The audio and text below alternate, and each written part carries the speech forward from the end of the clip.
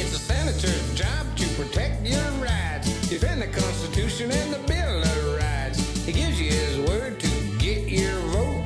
Once he's elected, you can give up hope. Once he's elected, you can give up hope.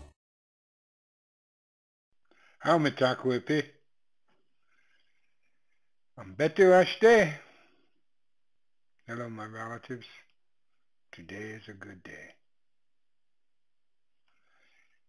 Today, I want to talk about genocide. The genocide of the American Indian. And when I say American Indian, I'm talking about all the Americas. From the tip of South America to the frozen tundra of the northern Canada and Alaska. You know, it's not in your face genocide. It is probably the most sophisticated form of genocide invented since patriarchy began over 6,000 years ago. Now, in the Americas, it's not reported. Some of it's in your face, like Oaxaca or Peru, when massacres occurred, sometimes in Brazil. But they don't talk about the life expectancy. They don't talk about the disease perpetuated upon us. They don't talk about the boarding schools and the rape and child molestation. They don't talk about all those because they want to keep it hidden. That's an entire hemisphere, half the world almost, land-based. You know? It pains me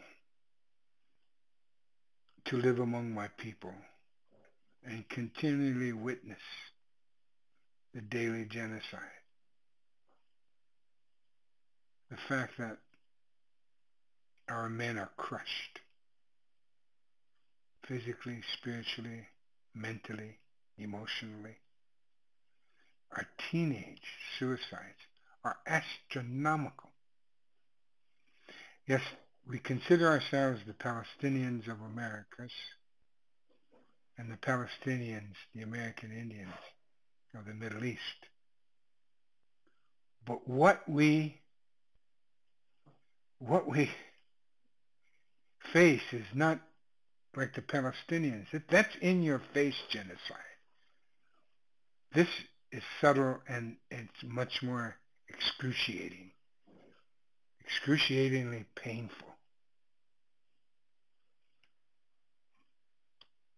I find it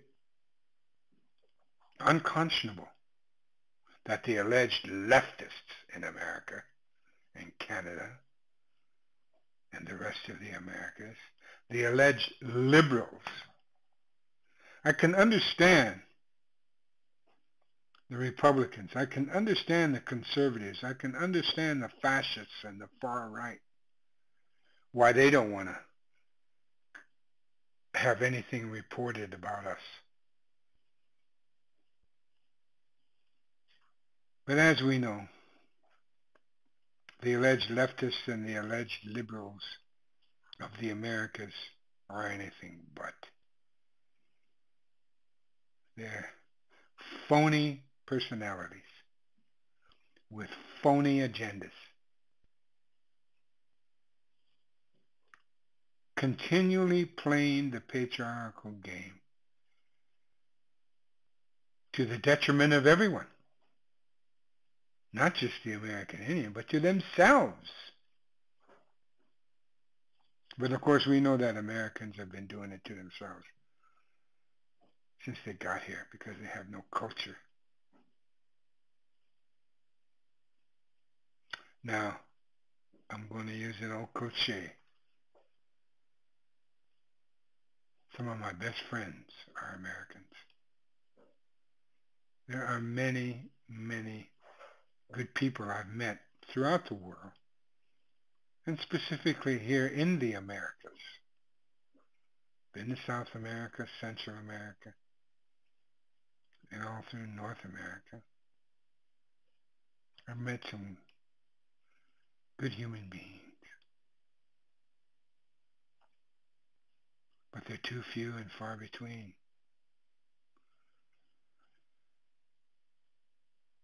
I want the world to wake up to the indigenous people, not just the American Indians, but also the indigenous people, like the Palestinians.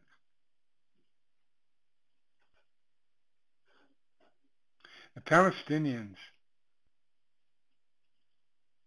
at the very least, still have control of their children. The diaspora of the North American Indian is immense, as well as in Mexico, Central and South America. And those that aren't in the diaspora, they are being massacred, like in Peru and Brazil, and slowly put to death through the new wave of colonialism that I've got to hand it to the United States and Canada, who led the way in sophisticated genocide, and who lead the way today to sophisticated genocide. It's a downer, and my life is a downer, except for the spirituality of my people and what I know is decent and good. Because you see, the odd thing is I don't believe in evil.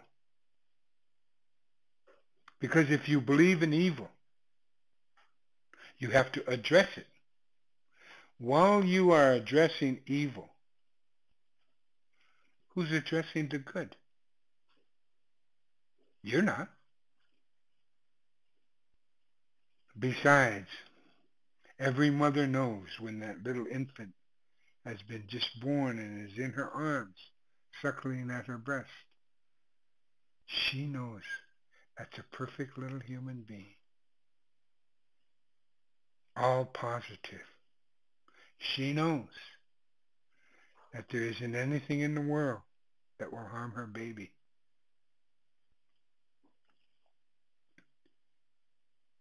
Because there isn't. When you look at the natural world, there isn't anything that is evil. It is a world that is sharing and sacrificing.